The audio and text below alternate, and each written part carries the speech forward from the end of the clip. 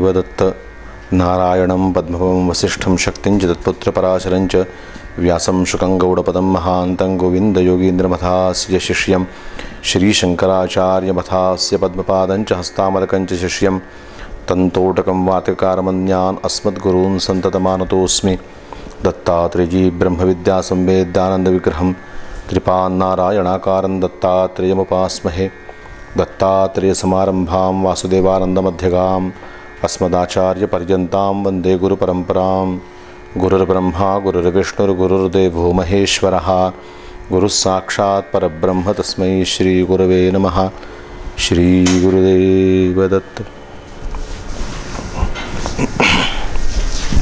आपण दत्तात्रेयांच्या या जन्मोत्सवाच्या पार्श्वभूमीवरती दत्तात्रेयांच्या 16 अवताराची माहिती घेत आहोत।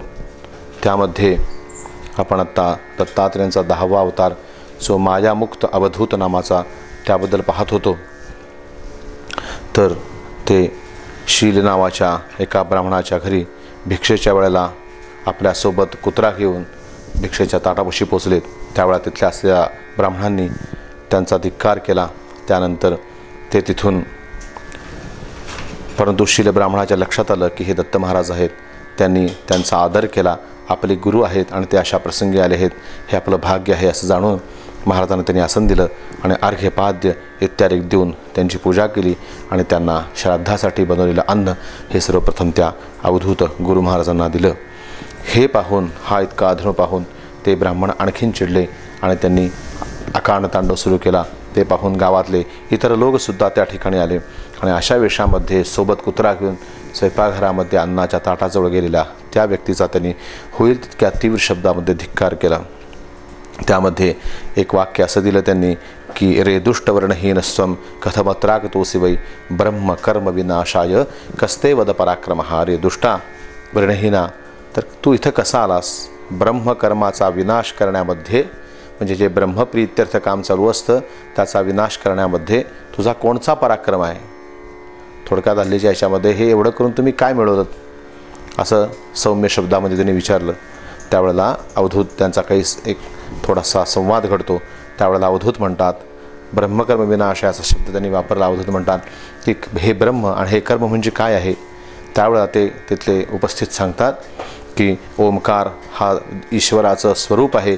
ओमकार हा सर्वप्रथम व्यक्त झाला आणि त्यापासून ओमकारातून वेदविस्तार झाला आणि त्याच वेदानं हे नित्यकर्म सांगितलेलं आहे, नैमित्तिक कर्म सांगितलेलं आहे आणि ते आम्ही ह्या ठिकाणी आश्रित आहोत। त्यामुळे आम्ही वेदाची पर्यायाने ओमकाराची आणि ते ओमकार असलेल्या परमात्म्याची आज्ञाची, त्या परमात्म्याच्या आज्ञेचं आम्ही पालन करत आहोत, तेच हे ब्रह्मकर्म आहे। त्यावेळेला तो भिक्षू दत्तात्रेय म्हणतात, मी वेद जाणत नाही आणि त्यांनी पूर्वी काय केलं हे सुद्धा मला ठाऊक नाही, ते तुम्ही सांगा। त्यावेळेला ते म्हणतात की वेद हे तत्वतः एक आहेत, पण ब्रह्मदेवांनी त्यांची सुरक्षा व्हायच्या दृष्टीनं, ते टिकण्याच्या दृष्टीनं त्याचे 4 भाग केले, परंतु तू ते ऐकण्यास लायक नाही आहेस। तुझं हे वर्तन, तुझा हा वेश पाहून तुला ते मी सांगू इच्छित नाही, आम्ही तुला हे कशासाठी सांगू? त्यावेळेला महाराज म्हणतात, दत्त महाराज म्हणतात, मला ठाऊक आहे, मला तो अधिकार नाही, कारण मी माया मुक्त अवधूत आहे, मी अशा कोणत्याही मायेमध्ये बद्ध नाही आहे। तर आणि हे वेदाविषयी तुम्ही जे सांगू इच्छिता तर त्रैगुण्यविषयी वेद हा, तर वेद हा त्रिगुणात्मक आहे आणि मी त्रिगुणातीत आहे। त्यामुळे मी त्रिगुणात्मक अशा कोणत्याही वस्तूला स्पर्शही करत नाही। ही त्रिगुणात्मक सृष्टी माझ्या मागून कुत्र्याच्या रूपात येत आहे, यावेळेला महाराज म्हणतात। आपण ह्या प्रसंगी आपल्याला ज्ञानेश्वर महाराजांनी रेड्याच्या मुखातून जसे वेद बोलवले होते तोच प्रसंग ह्या ठिकाणी घडलेला आहे। तर महाराज म्हणतात की त्रिगुणात्मकाला मी स्पर्श पण करत नाही, कारण मी त्रिगुणातीत आहे। ही त्रिगुणात्मक सृष्टी जी आहे ती ही माझ्या मागं कुत्र्याच्या रूपात येत आहे। तुम्ही जे काय म्हणता आहात, जे काय तत्त्वज्ञान सांगता आहात ते ह्याला विचारा, असं म्हणून महाराजांनी आपला तो धिप्पाड असा काळा कुत्रा त्या सर्वांच्या समोर उभा केला। त्यावेळेला त्या लोकांना हा कुत्रा सर्व विद्या, सर्व वेद, सर्व शास्त्र हे जाणतो आहे असं म्हणून महाराजांनी त्याला आज्ञा केली।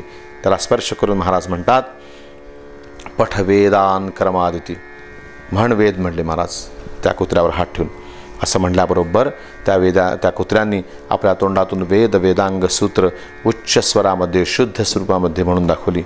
त्यानंतर हा प्रसंग इथं घडत असताना त्या शील ब्राह्मणाचे जे पितर स्वर्गामध्ये होते ते त्या ठिकाणी आले आणि ह्या सर्वांच्या समक्ष त्या पितरांना दत्त महाराजांनी मुक्ती दिली आणि त्यांना त्या पितरांना आपल्या शरीरामध्ये मग्न केलं, त्या आपल्यामध्ये समाविष्ट केलं आणि त्यांना मुक्ती दिली.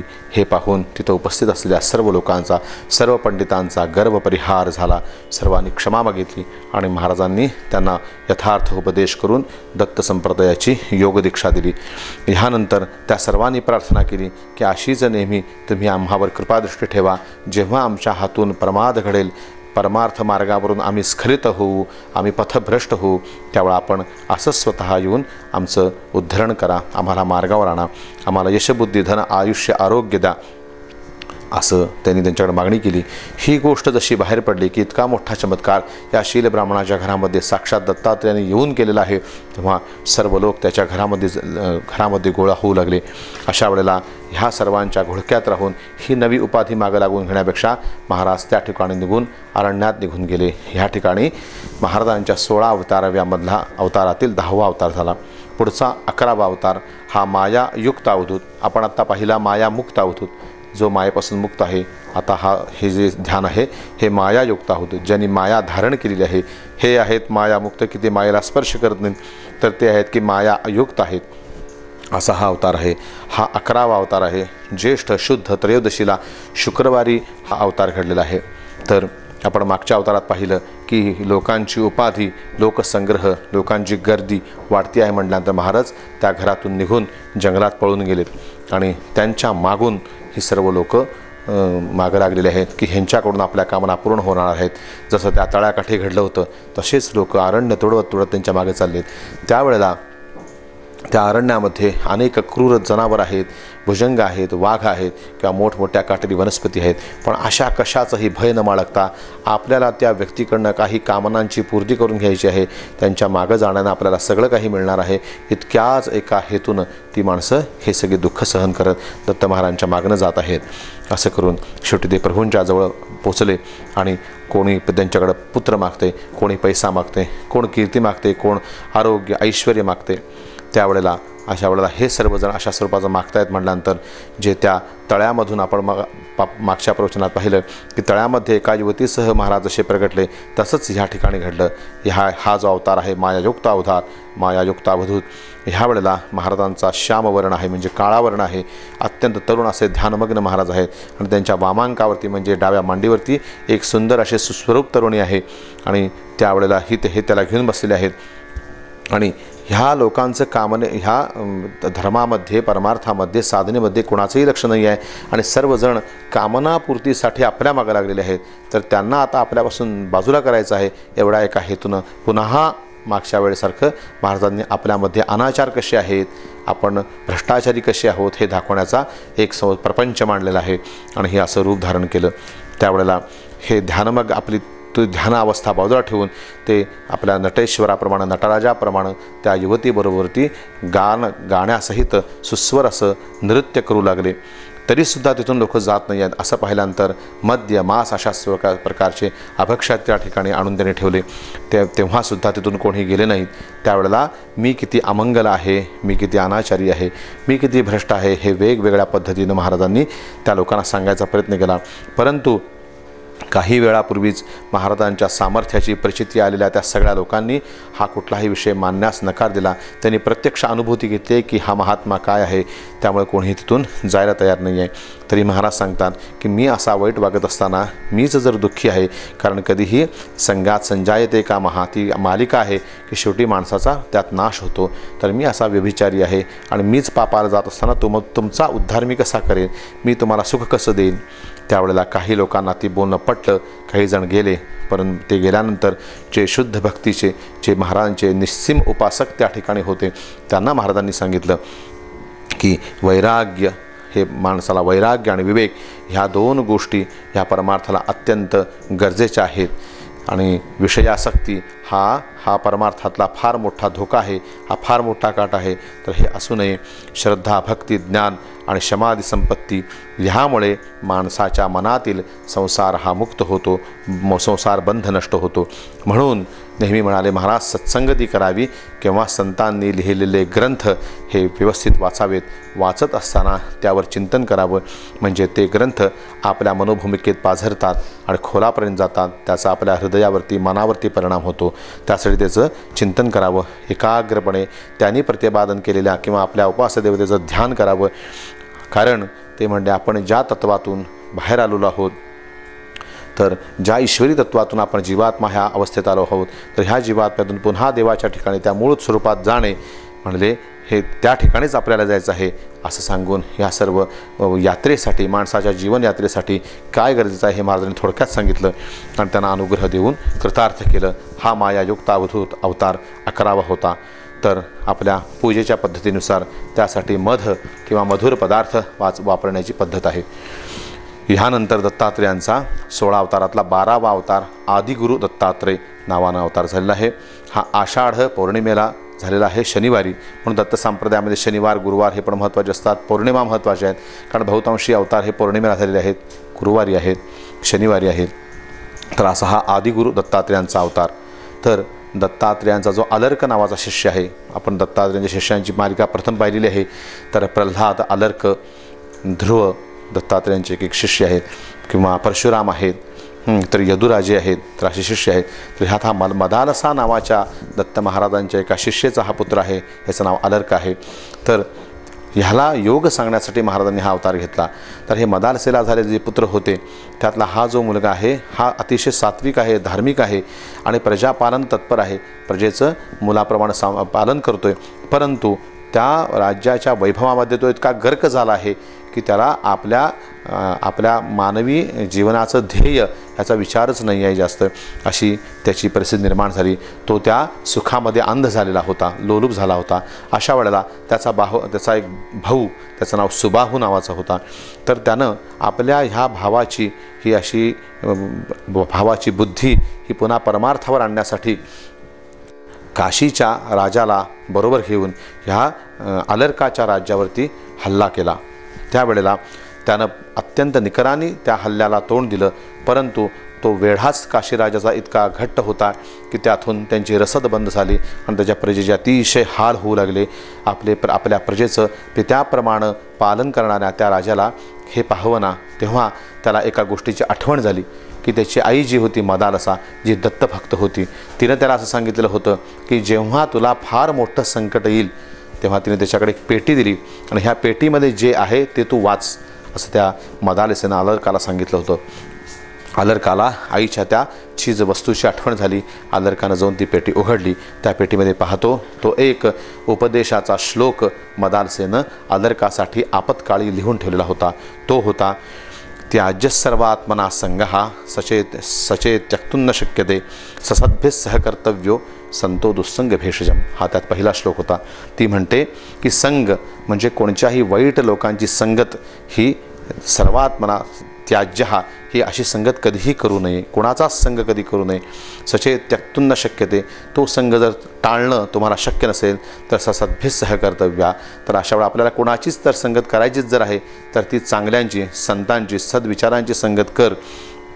कारण का तर संतो दुस्संग भेषजम, तर संत, सत्पुरुष किंवा सद्ग्रंथ हे दुस्संग म्हणजे वाईट संगतीवरचं औषध आहे. म्हणजे वाईट संगत टाळण्यासाठी चांगली संगत धर, असा आईने त्याला पहिला उपदेश केला होता. तर दुसरा होता कामसर्वात्मना हेयो हातून चेत शक्यतेन सहा मुमुक्षां प्रतिकर्तव्या सैवा कामार्थ भेषजम. तर असंच दुसरं की कामना, वासना ह्याचा सर्वार्थानं त्याग कर. ते जर शक्य नसेल तर मुमुक्षा म्हणजे मुक्तीची इच्छा, मुक्तीची कामना आणि त्याप्रती असणारं सर्व कर्तव्य कर. कारण सैवा कामार्थ भेषजम, तर मुक्तीची मुमुक्षत्वाची प्राप्ती हीच कामनांचा त्याग करविते. असे दोन तिनं मोठे उपदेश त्याला लिहून ठेवले होते. ते वाचून त्याला आपल्या राज्याविषयी विरक्ती निर्माण झाली. हे आपण केलेल्या आपल्या कृतीविषयी त्याला अतिशय उबग आला आणि त्यानं त्या सगळ्या विषयाचा त्याग केला. ते राज्य सोडून देऊन तो सह्याद्रीमध्ये गेला की आपल्या आईचे जे गुरु होते दत्तात्रेय ते सह्याद्रीवर असतात हे जाणून तो त्या ठिकाणी सह्याद्रीवर निघाला आणि त्या ठिकाणी त्याला आदिगुरु दत्तात्रेयांचं दर्शन झालं आणि त्या अलकाला दत्तात्रेयांनी संसाराच्या मिथ्या मायेचं, इथल्या वैभवाचं, इथल्या वासनेचं विफलत्व सगळं सांगितलं आणि श्रेष्ठ असं काय आहे मानवी जीवनामध्ये हे सगळं महाराजांनी त्याला उपदेश केला, ब्रह्मोपदेश केला. ह्यानंतर दत्त महाराजांची त्यानं निष्ठेने श्रद्धा केली, दत्त महाराजांची कृपा संपादन केली आणि त्यांचा पूर्ण आशीर्वाद घेऊन तो पुन्हा महाराजांनी त्या आपल्या राज्याकडे पाठवलं. तो सुबाहूकडे आला आणि त्यानं सांगितलं की सुबाहू हा अलर्काचा भाऊ आहे.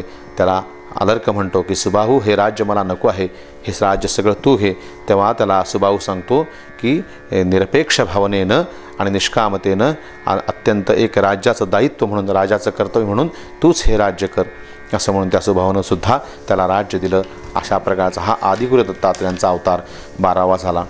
ह्यानंतर दत्तात्रेयांचा ते 16 अवतारातील 13वा अवतार शिवगुरु, ज्याला शिवदत्त म्हणतात.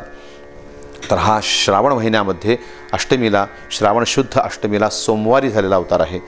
तर एकदा दत्त महाराजचे माहुरात जन्म झाला असं प्रसिद्ध आहे. तर माहुरात दत्त महाराज एका बालरूपामध्ये जटा सोडलेल्या आहेत आणि एका झाडाखालती, त्याला आमलक, कृष्णामलकी वृक्ष म्हणतात. तर माहुरात ते स्थान आहे की ज्या ठिकाणी दत्त महाराज राहत असत. अत्री अनुसूयेचा आश्रम आहे, एकीकडं रेणुकादेवीचा आश्रम आहे, त्या ठिकाणी मातृतीर्थ, पद्मतीर्थ, सर्वतीर्थ अशी तीर्थ आहेत. आणि कृष्णामलकी तर काळे आवळ्यांचं झाड आहे, काळे आवळे ज्याला लागतात असं त्याला कृष्ण आणि आमलक म्हणजे आवळा, तर हे असं झाड आहे. तर ह्या कृष्णामलक वृक्षाच्या खालती दत्त महाराज वेदाचं पठण करत होते. त्यावेळेला तिथून एक पिंगल नाग नावाचा अत्यंत विद्वान आणि अत्यंत सनातनी कट्टर असा कर्मकांडी ब्राह्मण चालला होता. त्यानं त्या तेजस्वी तरुण मुलाला, तो व्रात्य होता, त्याच्या अंगावर अशी काही चिन्ह होती की धड तो ब्रह्मचारी नाही आहे, धड गृहस्थ नाही आहे, धड वानप्रस्थ नाही आहे, धड संन्यासी नाही आहे, बरोबर त्याच्या स्त्री पण आहे. तर त्याचा अमंगळ वेश विचारून त्यांनी विचारलं की तू कोणत्या आश्रमाचा आहेस? हे सोबत पत्नी आणि मध्य आहे, हे कुठल्या आश्रमातलं दिसत नाही आणि असं असताना सुद्धा तू वेदाचा पाठ करतोस, तर हे कसं शक्य आहे? हे का करतोस तू? त्यावेळेला दत्त महाराजांनी सांगितलं की तुम्हाला जे ठाऊक असलेले 4 आश्रम आहेत, ब्रह्मचर्य, गृहस्थ, वानप्रस्थ आणि संन्यस्त, ह्या परता माझा 5वा पंचम आश्रम आहे, ज्याला अवधूत आश्रम म्हणतात. ह्या अवतारामध्ये आप आणि पर म्हणजे माझे आणि दुसऱ्याचे असा भाव असत नाही, तर सर्वत्र समदृष्टी असते. आत्मसाक्षात्कार हा या आश्रमाचा मुख्य भाग आहे. तर मनशुद्धी, कर्माने मनशुद्धी करायची आणि विषयाची वासनांचं निर्मूलन करणे आणि अंतर्मुख होऊन नेहमी आत्मरूपाशी तल्लीन असणे, असं जर वागलं तरच शांती, समाधान आणि शाश्वत सुख लाभेल, असा माझा हा आश्रम आहे.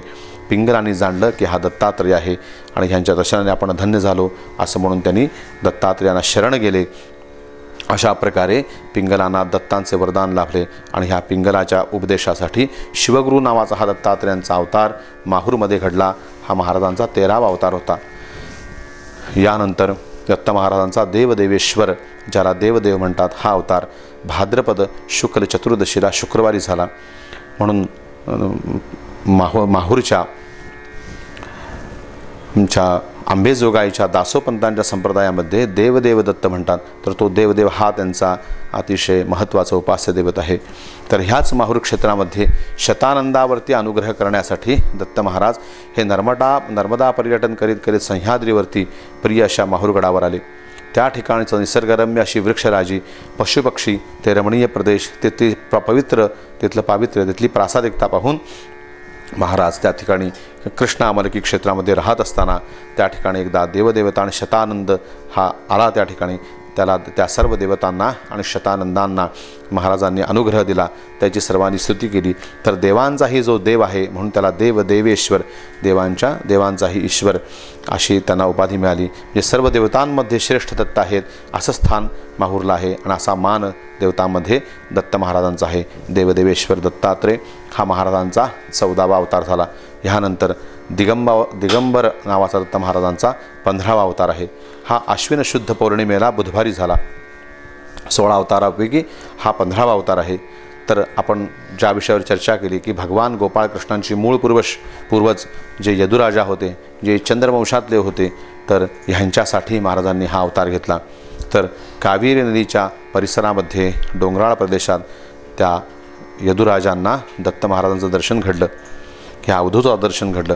त्या अवधूताला यदुराजाने नमस्कार केला आणि ते म्हणतात की भगवान ह्या वयामध्ये आज आपण सर्व सृष्टीमध्ये पाहतो की सांसारिक सुख आणि कामना वासना मिळवण्यासाठी, देहाची सुख मिळवण्यासाठी माणूस काय काय कष्टामध्ये आहे, किती प्रकारचे प्रयत्न करत आहे, तर आणि त्याला आणखीन त्याची वासना वाढतीच आहे. परंतु तुम्ही मात्र कसली तुमच्याकडे कामना नाही आहे, तुम्हाला कसलाही हेतू ध्येय नाही आहे, तुम्ही अत्यंत शांत दिसता. आणि इतकी सुख मिळून ती भोगत असतानासुद्धा त्या माणसाकडे तृप्ती नसते, तो अतृप्त असतो, तो आशाळभूत असतो. तर असं असताना तुमच्याकडं काहीही नाही आहे, तुम्हाला कसली अपेक्षा नाही आहे, असं असताना तुम्ही तृप्त का? तुम्हाला कसली इच्छा होत नाही काय? तुम्हाला कसली वासना नाही काय? तर राजभोग असूनसुद्धा राजासारखा मनुष्य दुःखी असतो, मग काहीच नसताना तुम्ही सुखी कसे, असा महाराजांना प्रश्न विचारला. तेव्हा दत्त महाराजांनी त्यांना आपल्या 24 गुरूंची नावं सांगितली.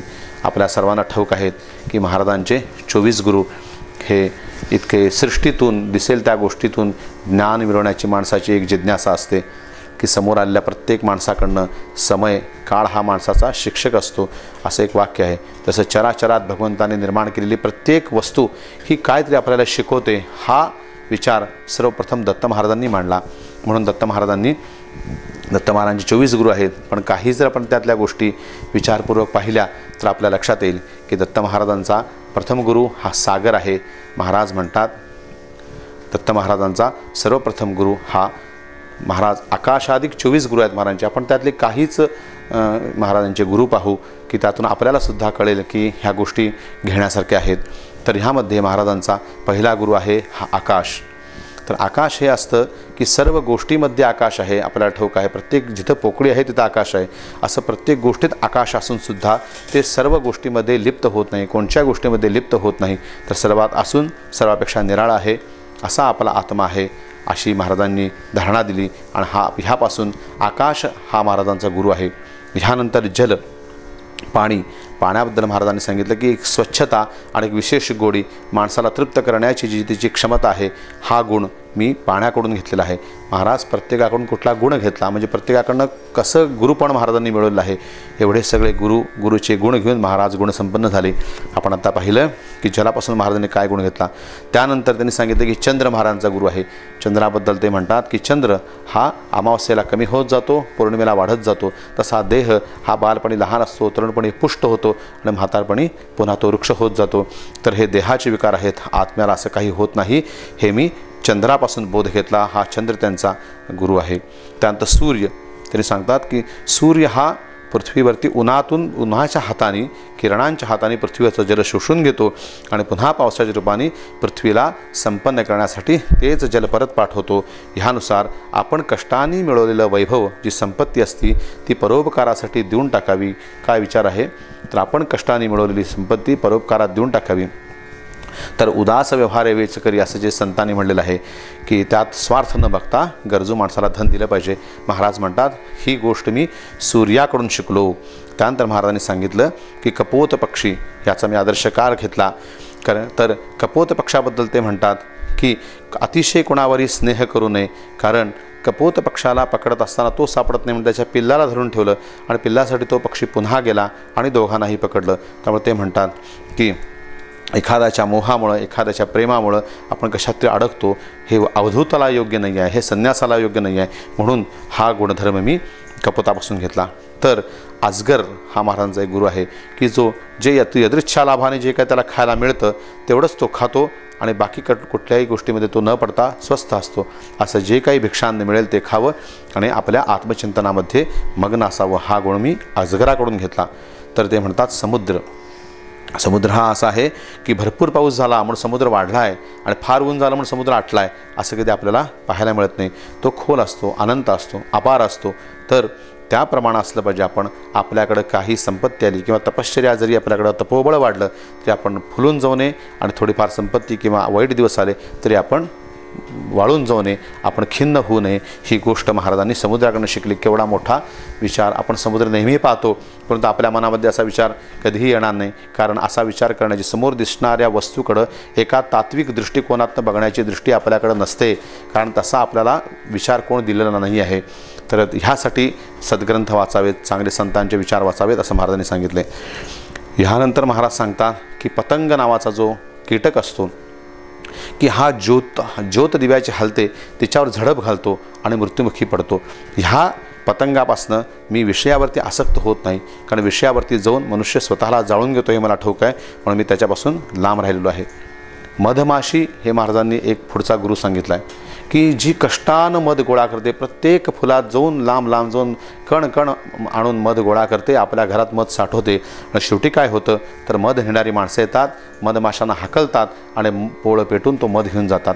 थोडक्यात असं आहे ही कष्टानं मोठमोठी एवढे करून संपत्ती आपण गोळा करतो आणि ती न वापरता, ती दानधर्मात किंवा सत्कार्यात व्यय न करता केवळ आपण जर ती संपत्ती साठवून ठेवू तर एक दिवस आपल्यावरती पारधी जसा त्या मधमाशांकडून आला तसाच काळ आपल्यावरती झेप घालून ही सगळी संपत्ती आपल्याकडनं काढून घेईल.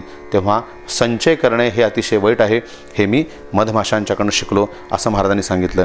ह्यानंतर महाराज हत्ती हा एक गुरु मानतात. तर हत्तीला पकडण्यासाठी या हत्तीचा उपयोग पूर्वी केला जायचा. तर एका ठराविक अंतरावरती हत्तीने बांधलेली असायची आणि तिच्या जरासा अलीकडे एक मोठा खड्डा काढून त्यावरती वेगवेगळे असे पालापाचोळा पसरला आहे की ज्याला जमिनीचा भास होतो असं ते ठेवलेलं असायचं. तर त्या हत्तीकडे पाहिल्यानंतर मोहाने अंध होऊन तो हत्ती तिला स्पर्श करण्यासाठी पळत जातो आणि ती जमीन आहे काय ह्याचं भान न राहता तो त्या खड्ड्यात पडतो आणि शेवटी त्याला पकडतात. म्हणजे एका हत्तीणीच्या मोहापोटी हत्तीला हा विवेक राहत नाही आणि तो सापडतो. म्हणून मी तिच्यापासून हा विवेक घेतला की कोणत्याही बंधनात आपण सापडायचं नाही आहे. आणि ह्याच्या पुढचा महाराजांचा एक गुरु आहे तो आहे हरिण. तर हरिण हे नादानी संगीताने लुब्ध होतं आणि सापडतं, म्हणून कोणत्याही कलेमध्ये म्हणजे थोडक्यात कलेच्या मोहामध्ये पडू नये असं महाराज म्हणतात. परंतु आपण गुरुचित्र जर वाचाल तर गायनी माझं प्रीती महाराजांनी म्हटलेलं आहे, कारण शेवटी गायन हे नाद ब्रह्म आहे आणि त्याचा कुठल्याही गोष्टीचा योग्य वापर हा कल्याणकारकच असतो. अतिवापर, साखरसुद्धा अति खाल्ली की माणसाला मधुमेह होतो, पण कोणची गोष्ट अति झाली की वाईटच आहे हेच यातनं आपल्याला कळतं. तर महाराजांचे इतर गुरु आपण पुढच्या प्रवचनामध्ये बघू. अवधूत चिंतन श्री गुरुदेव दत्त. ज्या ज्या स्थळी हे मन जाय माझे, त्या त्या स्थळी हे निजरूप तुझे. मी ठेवितो मस्तक ज्या ठिकाणी, तेथे तुझे सद्गुरू पाय दोन्ही. अवधूत चिंतन श्री गुरुदेव दत्त. स्वामी महाराज.